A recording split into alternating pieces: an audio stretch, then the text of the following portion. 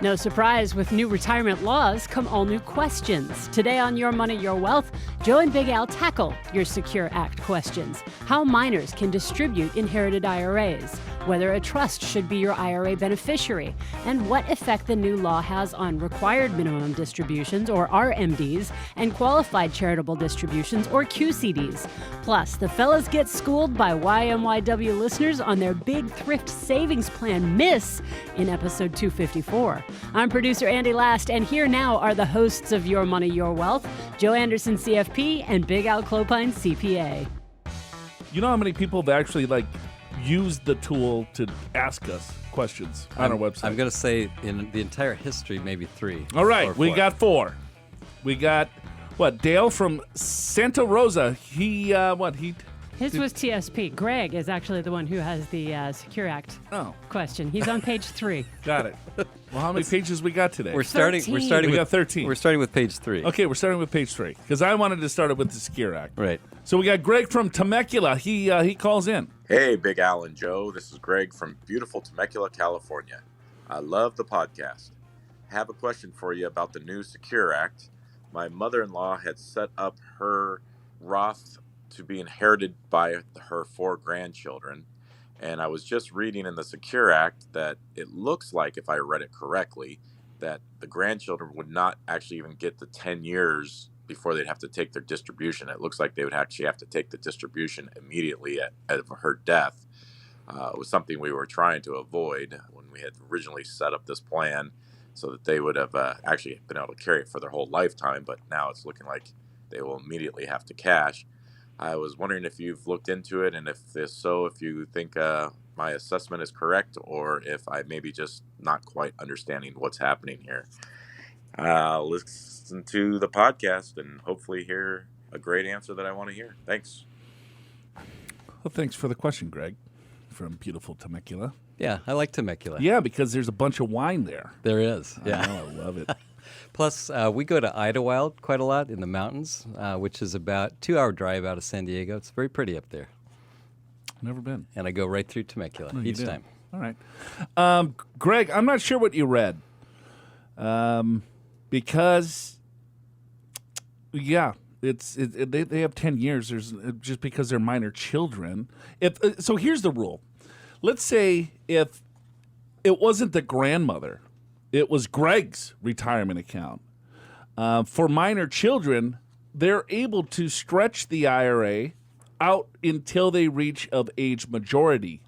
So there's kind of this weird rule within minor children that they can still stretch it over their life expectancy until they reach the age of majority. Then they have to take the 10-year. But grandchildren doesn't. It's still 10 years. Minor kids. Yeah, but they don't have to cash it out all at once. Yeah, and Greg, I agree with Joe. I'm not sure what you were referring to either, but we should say, so the Secure Act that was just passed and signed late last year, one of the main things it did was it eliminated the stretch IRA for inherited IRAs, inherited non-spousal IRAs. So that's kids, grandkids, friends, neighbors, whatever, non-spouse.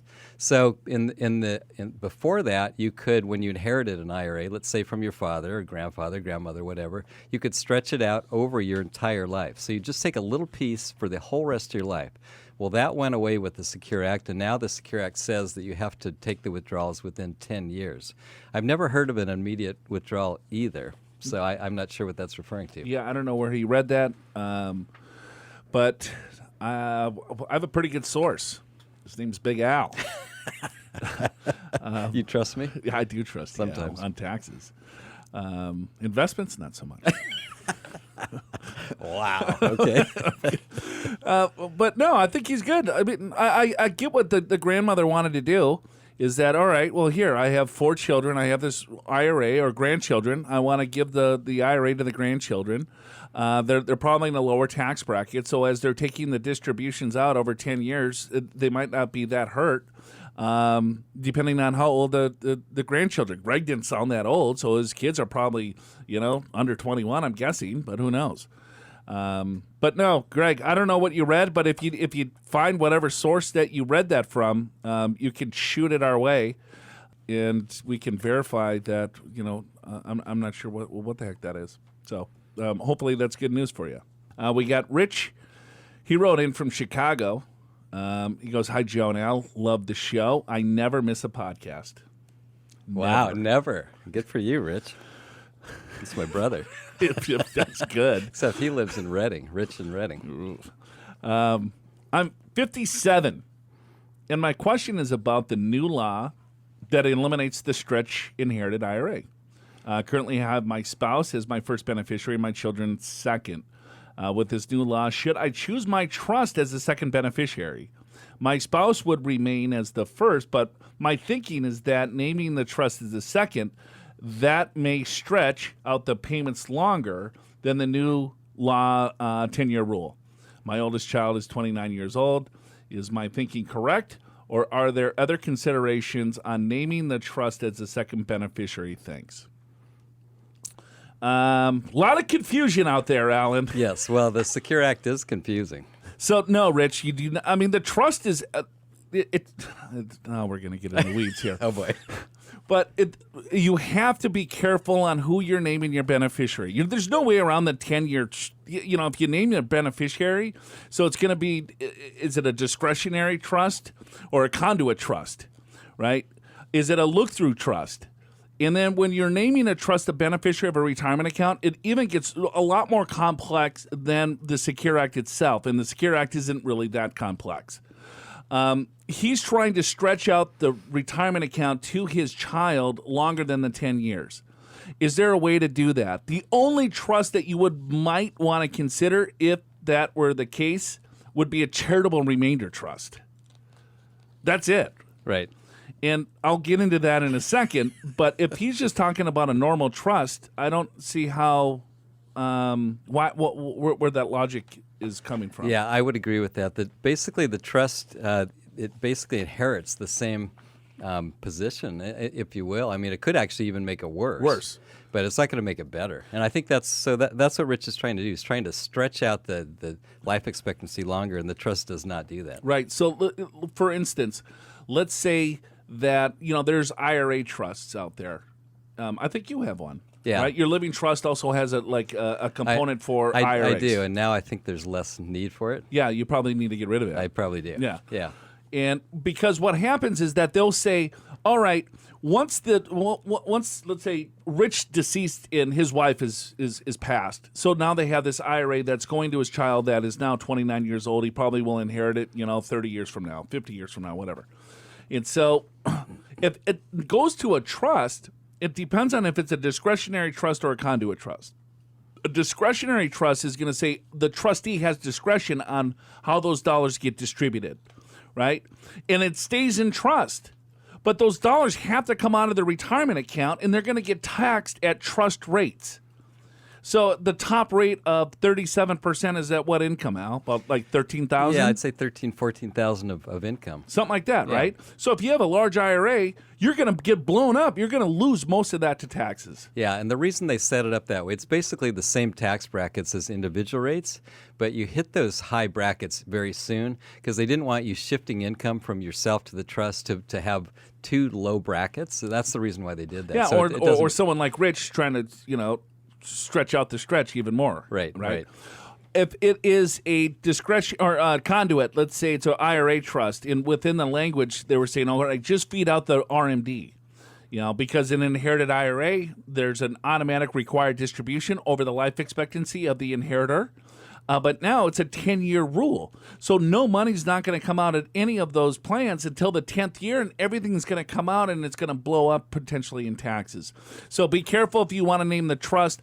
We could get into more complex, strategies, Rich. A charitable remainder trust might make some sense. Roth conversions probably make some sense, really depending on what you are trying to do and I guess how financially, what the financial acumen of your child is. Are you trying to hold assets and only dribble a little bit out to the kid?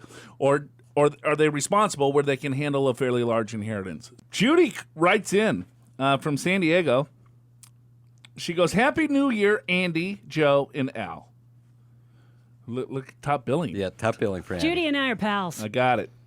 Thanks for filling my brain with new information, both useful and oblique. Did I say that? Did I say that right? I think so. I think that means unuseful. Okay. I thought that's like a muscle in your... Well, yeah, that too. All right. She's working out while she Right. listens to us. Today, questions. She has 3. Okay. Judy, Let's have 'em. taking advantage of Andy's friendship here. With the Secure Act, does this mean I can continue to make Roth IRA conversions until I'm 72? Judy, you can make a Roth IRA conversion until you're 92. There is no age restriction on Roth IRA conversions. So, yes, you can continue to convert as your heart content.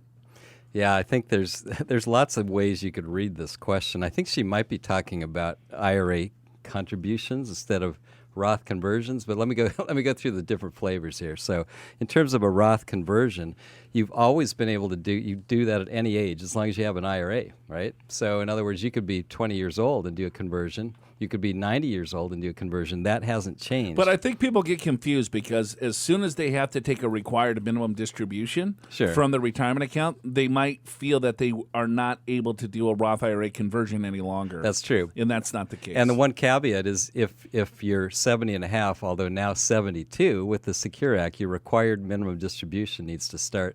You have to take that required distribution before you do the Roth conversion. Right. If you want to do a $30,000 Roth IRA conversion and you have a $10,000 RMD, you have to take the RMD first. That cannot go into the Roth IRA. You would have to spend it or put it in your savings or brokerage account, and then you could do a conversion thereafter of whatever amount. There's a lot of confusion, Joe, on this deferring or delaying the RMD till 72.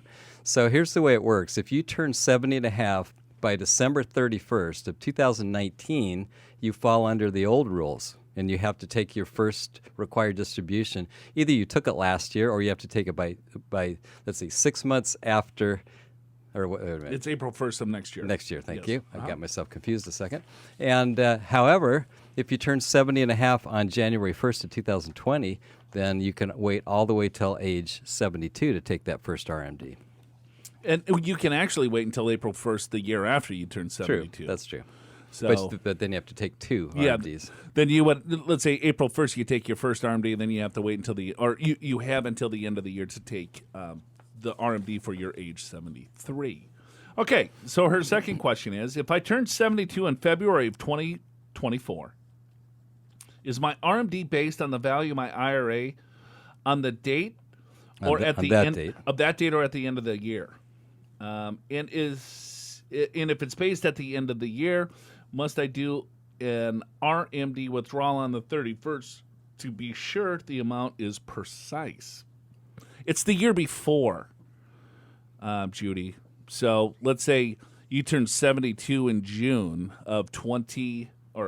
February. She turns 72 in February of 2024. They're going to use the balance of 12/31/2023 of your retirement account. Yeah, and the reason they do that is because you need to have a year-end balance to know how much the required minimum distribution should be. So that's why it's the year-end balance the year before. Now, if you... So you're going to be very precise because you will know that. You will know it. Yeah, you don't, and it's not the date you turn in. And plus, now if you defer it, as we talked about, till April 1st of 2025, then you'd have to take 2 RMDs, one based upon the balance at December 31st, 2023, and one based upon the balance of December 31st, 2024. Very good. Man, look at that. Are RMDs a taxable income in the state of California? Yes, they are. What do you think, Judy? Come on. It's the Franchise Tax Board. Yes, they're going to take all that they can. Thanks for your questions, Judy. Keep listening. We appreciate you writing in and being good friends with Andy. You guys going out for cocktails later or something? We haven't had a chance to do that yet. Oh, well, maybe you should make She actually told me I should steal your Darth Vader mask and go party for New Year's Eve. Well, let's do it. We got Stan from Richmond, Virginia. All right. So, a CPA friend told me today that QCDs would still apply to a person who reached 70 and a half but was not taking RMDs based on the just passed Secure Act. I sent him this info below and asked for his source. No answer yet. From Forbes, one planning technique might be adversely affected by the extension of RMDs. Plan holders can direct up to $100,000 of IRA funds to be directly to charity. This is called a QCD, or qualified charitable deduction, that has the effect of a dollar-for-dollar deduction for charitable contributions for the plan holder. QCDs may now have to wait until the age 72.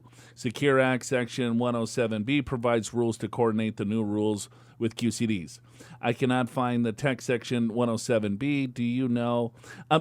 Forbes is off. They're done. That's a terrible source. I'm sorry, Forbes. Well, it's probably an opinion written by somebody in Forbes. Yeah, it's a Forbes beat writer. Contributor. It's a Forbes beat writer. No, you could do a QCD still. It did not affect the age 72. So if you want to do a QCD, as long as you turn 70 and a half, you're fine. 70 and a half is the number or the age for QCDs, not 72.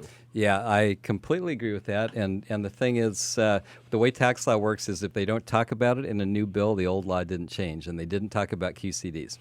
So, yeah, you're good, Stan. I appreciate that. But it might not make sense to do a QCD if it's not an RMD. So, anyway. So if the Secure Act makes retirement planning a little more complicated for Greg, Rich, Judy, Stan, and Lillian coming up, maybe it does for you or someone you know too. Find out how this new law might affect your retirement, your required minimum distributions, qualified charitable distributions, and leaving your assets to your heirs. Check out Big Al's Secure Act recap video and download our free Secure Act guide in the podcast show notes at yourmoneyyourwealth.com. Just click the link in today's episode description in your podcast app. Then share away. Post the episode link on Facebook or Twitter or LinkedIn, or blast it out via email so that your friends, family, and colleagues will be just as well prepared for these retirement changes as you are. This new law may also open up some retirement planning opportunities you have not yet considered. Click the free assessment button at yourmoneyyourwealth.com for a personalized look at your financial situation. Getting back to your questions now, but I want to mention first that there is a full 2-minute derail at the end of this episode about the location of our next emailer, Lillian. Keep that in mind, Lillian, and stick around to the very end of the podcast to hear what it is about Lillian's location that scarred Joe for life when it comes to travel. Lillian from Des Moines, Iowa. Good morning, Joe and Al. Longtime listener and a huge fan. I like that you get right to the topic. Just like that. Yeah, just like that. Whoops. Not so good this time. Sorry, Lillian. Screwed that one up. Should we convert 401k to Roth when we are 67 to 72, before Social Security for 3 years and before RMDs? Or should we leave 401k where it is? We will get hit with Medicare Part B and D surcharges if we choose to leave it alone. Okay, that's question number one. Well, Lillian, we need more information. Should you convert to a Roth? I don't know. It depends on what your taxable income is. Depends on how much money that you have in the 401k plan. It depends on, how much money that you want to spend. What's the overall goals? But I would say in general, at that age, people are retired. And in general, their income is lower than it's going to be at age 70 when Social Security kicks in, or 72 when the required minimum distribution kicks in. So oftentimes, I'm generalizing, oftentimes that is a great time to convert because you're in a lower tax bracket. You're going to be in a higher bracket later, so you want to convert. You have to pay tax on those IRA dollars. Hypothetically. You may. Yeah, good point. You may. However, I think what she's talking about was what about the Medicare the premiums for Part B and D, they could go up if you do a conversion. Now, a married couple, if you keep your adjusted gross income, modified adjusted gross income under $170,000, it's not going to change those Medicare premiums. So I would at least go up to that. But the smarter thing is to take a look at your tax bracket now versus in the future based upon your Social Security and based upon your required minimum distributions to help you decide. Yeah, but she's asking... we will get hit with Medicare Part B and D surcharges if we choose to leave it alone? No. The Part B and D surcharges happen is that it's means-based, right? So the more income that you have, the higher the premium that you have to pay for Medicare. So if you did not do the conversion, that would not be added to your taxable income or adjusted gross income. And that would not if you left it alone. Yeah, if you left it alone. But later, if you have a higher income, then you're going to be stuck with those surcharges maybe for a longer period of time. Yeah, that's right. So I would say most people ask the question in such a way that it's like, should I not do Roth conversions because in 2 years with higher income, I'm going to have higher Medicare premiums? And yeah, you do want to consider that, but that's not the most important thing. The most important thing is your tax brackets. Should we change IRA beneficiaries in revocable trust back to the children after the Secure Act? It depends. I would say yes, because it's not. If you wanted to control the money from the grave, let's say, hey, I don't trust or not trust the kids, but you would much rather control the money. I mean, that's why people put IRAs, either protection from lawsuits and liability is a good reason to have IRA monies in a trust. But I would just put them to the children because depending on what type of trust that you have. In general, I think that's the right answer, and the Secure Act didn't change anything in that regard. Correct. It depends on if it was an IRA trust, though, Sure. if it was discretionary. Yeah, or that's true. conduit or, I don't want to talk about that again. First segment, we already did that. Any other better ways to leave our children now? Every IRA, Roth IRA, and 401k are under the 10-year withdrawal spell. Any other better ways to leave to our children now? Every IRA, Roth IRA, and 401k? Well, I would answer it this way. To the extent that your income, your taxable income and tax bracket is lower than your kids, if they're in higher brackets, you're going to want to do more Roth conversions out of your IRA or 401k. Pay those tax dollars in a lower bracket. That's if you're in a lower bracket than your children. That would be a smart thing to do. They'll still have to take the Roth IRA dollars out in 10 years, but they won't have to pay taxes on it. And I think because of that, I think we're probably going to see more Roth conversions, at least for those that have big IRA balances. Did you read that differently? The only thing I think is that she left out the word that. Any other better ways to leave our children now, every IRA, Roth IRA, and 401k that are under the 10-year withdrawal spell? Oh. That's what I'm guessing that she intended. Yeah. Well, I don't know. You know what we're going to hear a lot of, Big Al? What? We're going to hear a lot of this is take distributions from your retirement accounts and buy life insurance. Yeah, I'm sure that's going to come Oh, up. boy. It is. Guaranteed. You heard it now. Is that, all right, because the retirement accounts are going to come out over 10 years, why don't you take some dollars out, buy a life insurance contract, because then that contract is going to go to your heirs 100% tax-free. So that's going to be a planning technique. It may make sense for some, depending on the size of the IRA, depending on the cost of insurance and the insurability of them. But I think we'll get a lot of questions on that, I'm guessing, in the year to come. Yeah, but the Roth, if they get more money in the Roth IRA, that goes to the kids tax-free too. The only difference is they have to pull out those dollars in 10 years versus stretching it over their lifetime. Correct. Life insurance proceeds is tax-free as well. Yeah, so I mean, the main reason you would do that strategy is if you could get life insurance and for some reason you knew you had impaired life expectancy. Well, it's just leverage, right? You're just leveraging to say, hey, I'm going to pay a premium. Let's say I buy $1 million policy, and I'm going to pay $30,000 a year for that policy, right? Right. And if I make it a life expectancy, I put in about $900,000 into the policy, and the kids die with $1 million. Right. Right.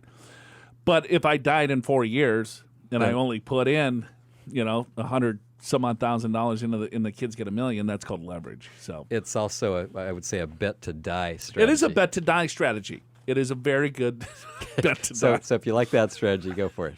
If you missed any of the previous Secure Act discussions on Your Money, Your Wealth, give a listen to episode 253 from right after the act was passed, episode 234 on discretionary and conduit IRA trusts, and episode 224 when Professor Jamie Hopkins of Hyder School of Business at Creighton University gave us an overview of the Setting Every Community Up for Retirement Enhancement bill back when it was still being considered in Congress. You'll find links to all 3 episodes in the podcast show notes at yourmoneyyourwealth.com. Just click the link in today's episode description in your podcast app. Let's go. Where are we going now? We got something? Whatever you would like to do. You got something? Would you like to discuss the TSP? Yeah, let's go with the Thrift Savings Plan because Dale from Santa Rosa, California, sent me a voicemail and just said, "You're a complete idiot. You don't know anything that you're talking about." And so I said, "You know what, Dale? You are absolutely right when it comes to the. I think I know a lot about a little, Right. and I'm not an active duty individual in the Thrift Savings Plan. Dale is. So I'm going to have Dale educate our listeners. He's going to explain all this to us. I hope so. Hey, Joe. My name is Dale. I love your podcast and your YouTube channel. Thank you very much for putting out that content. I got your latest newsletter email about a recent podcast where there was a question about the Thrift Savings Plan. I'm active duty military, and I thought I would explain. It looked like there was a question about how someone could have non-taxable contributions to a traditional TSP account. Well, that can happen if you're deployed. All military pay is tax-free if you're deployed to a combat setting. So, for example, I have non-taxable contributions to a traditional TSP before Roth TSP was even available. So that's how someone can get non-taxable contributions to a traditional TSP. If you'd like any further explanation, please give me a call. Thanks a lot. Bye. Dale, love you, bud. Thank you very much for your service. And appreciate you kind of setting Big Al and I straight. Yeah, and I would say... Because Al and I are nowhere near a combat zone. No, we're not. We're in San Diego, California. It's pretty nice here. We're close to military individuals. The closest I got to military service is my dad was in the Army. I thought you were in line for a draft. Well, I was actually the first year where they took away the draft lottery. Oh, really? Yep. Huh. Well, so didn't have to serve. I do appreciate those that do. I absolutely including do. Dale. Yes, thank you, Dale. Nick from Fairbanks, Alaska. That has to be one of the farthest places that has ever reached out to us. Yeah. Have you been there? At least in this country. That's pretty far up. Yeah, we're very popular in Guam or something, right? Ghana. Number 1. Where the hell is Ghana? Africa. Is it? See, that shows that I don't go on vacation. Yeah. And I don't leave my bubble often. But Fairbanks, Alaska, I do know where that is. Never been to Alaska. Would like to go. I've been twice. I know you have. Al, you're just a traveling fool. But I haven't been to Iowa. Let's go to the Amana colonies. You and I, brother. All righty. All right, Andy, Joe, Big Al. Just came across your podcast at the end of 2019 and was largely impressed by your ability to bring levity to such a dull topic as TSP conversions. You said droll, but that's fine. Oh. Dull is fine. Dull and droll, whatever. I'm afraid, however, let me just see. I'm guessing now that we're going to get schooled again on this one. Yeah, we're going to get schooled. This one is much more in depth. I'm afraid, however, there was a wide miss. Oh, to the understanding of how a TSP can house after tax-exempt dollars. So here's my attempt to beef up, or for the vegan in the room, bean up. Yeah. Like it. Big Al. Bean burrito. The vegan.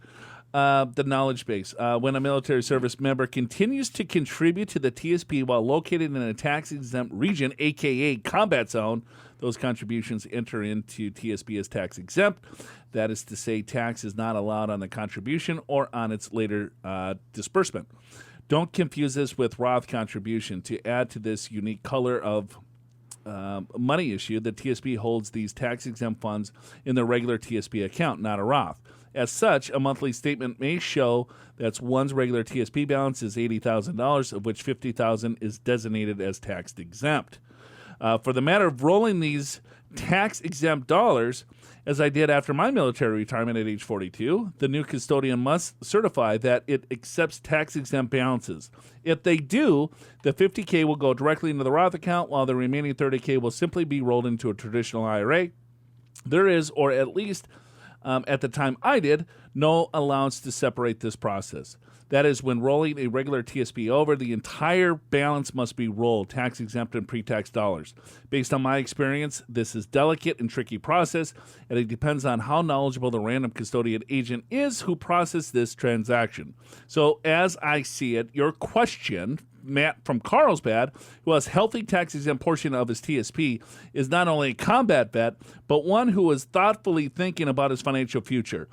Come to the end of his military service. Thank you, Matt, and to Joe and Big Al. I appreciate you taking the fiduciary oath, as people like Matt deserve no less. Boom. That gave me like chills. Yeah, right. He was like a combat vet. Right. You know, I met a guy today that and it was kind of an interesting conversation. He was a fighter pilot, right, for the Navy, but he was air-to-air combat. Okay. Wow. He's not dropping bombs. He's like they're fighting in the out air. of the air. Yeah. Right. Right. And then he got and it was kind of weird how he said he goes, yeah, I got the last kill in Vietnam in the air, and I was like, oh, interesting. Okay. Yeah. All right. Good chat. Wow. How'd you respond to that? I was like, well, that's awesome. Yeah. But then I was like, oh, well, I don't know. Maybe it's not awesome. I don't know. So how about those bears? But, you know, hey, it's war. It's, you know, and these guys are fighting for our freedom, and I appreciate everything that they do. Their lives are at risk. Same. Yeah. You know? Yeah. I have a lot of respect for our folks in military service, for sure. Yeah. So Matt from Carlsbad, we truly apologize for the bad advice that we gave. I don't even remember what we said, but it was probably pretty bad. But our listeners I know think you were better. like, yeah, there's no tax-exempt TSP. I'm like, what are you talking about? Matt, you're probably an idiot. What are you talking about? But no, you are a combat vet, and we truly appreciate everything. And hopefully Nick and Dale straighten us out. That's it for us. Thank you for your email questions, folks. Keep on bringing them in. We'll try to get to them each and every week. Without you, this would be an awful, awful show. Thank you, Andy. Thank you, Big Al. I'm Joe Anderson, and we'll see you next week. Thank you to everyone who wrote in to let the fellas know about these tax-exempt TSP contributions. There were a lot of you. It doesn't happen often that listeners know more about a financial topic than Joe and Big Al, so if you hear a miss, we definitely want to know about it. Click Ask Joe and Al on air in the podcast show notes at yourmoneyyourwealth.com to send in your comments, corrections, and money questions. Hopefully they'll actually know the answer. Your Money, Your Wealth is presented by Pure Financial Advisors. Check that New Year's resolution to get your financial house in order off your list. Click the free assessment button at yourmoneyyourwealth.com and sign up for a free 2-meeting assessment with a certified financial planner from Pure, either in person at one of our 4 Southern California offices in San Diego, Brea, Irvine, and Woodland Hills, or via video web meeting. Pure Financial Advisors is a registered investment advisor. This show does not intend to provide personalized investment advice through this broadcast and does not represent that the securities or services discussed are suitable for any investor. Investors are advised not to rely on any information contained in the broadcast in the process of making a full and informed investment decision. Joe Anderson here. Alan Clopine is here. Andy Last is here. Howdy. And yeah, the whole gang's here, Al. Yeah, we're all back. The gang's all here. We're back Gang's all here. back in the studio. Feels kind of good. It feels great. I'm not gonna lie. Maybe a little. It's a little. It's kind of a small studio. I think it's very comfortable. We had a call in from this expert thrift savings plan. We got schooled, didn't we? Yeah, we did. He goes, you guys are a bunch of idiots. Couple, 2 or 3 people schooled us. But I love. I think it's like 6. Okay, 6. But I love learning, so we'll get to that here in a bit. Yeah. Should we hang out and talk a little bit more about your Christmas? No, our listeners say they like how we get right into it. Got it. So let's do it. Let's go to Lillian. Okay. From Des Moines, Iowa. Perfect. Have you ever been to Des Moines, Alan? I have not. Have you? Yes, sir. Okay. Have you ever been to like the Amanda colonies or something? What the hell is it called? I think it's called. Don't know. Oh, I know what you're talking about. It was The Amanda colonies. the Amanda colony, right? Or Amana. Sorry, Amana. Yeah, Amana colonies. Amana colonies. Where's that? It's in Iowa. Okay. I went on a vacation there. Okay. That's why I never go on vacation, Al. Because I experience the Amana colonies. You can't do What better is than it? that. I don't know what the hell it is. It was like, I don't know, it's a colony of... A step into the world of authentic German ambiance. Oh, yeah. It was Oh, wow. created by our ancestors and preserved by us today. Is Yeah. that what you remember as a kid, like driving down in the station wagon? Yeah. Going there? Yeah. Yeah. Yeah, it was bad because it was like my aunt, my mom, and like a cousin, and my aunt was driving, my dad, and like there was no like men. Oh, just you. Me and my Now your brother. I think my brother, myself, and my sister, Right. and a bunch of like girl cousins. They all wanted to go to the Amana colony, Got it. and I don't know how the hell I got dragged into the So Amana that's colony. why you don't go on vacation. Yeah, because You're of kinda that. scarred. I'm scarred. Yeah, got it. Yes. Go there once and you'll never go on vacation again. I love the Amana colonies for all of... I think it's like... I don't know. It's like very... They make cheese or something. Wine? It does say something about they have wine and beer. Yeah. Oh, okay. 7 So you- scenic villages. Yeah. Where are they? Is it like nuns or something? I don't know. For some reason, I felt like it was like I religious. did, when I Googled it, it said, are Amana colonies Amish. Yeah. I knew it was like... I took a picture of an Amish guy and I thought I would get in trouble. I took a picture of an African tribes boy, and then he held out his hand. He wanted $5. Oh, really? Did you pay him? Yeah, I mean, I would have not got out of there alive. Yeah.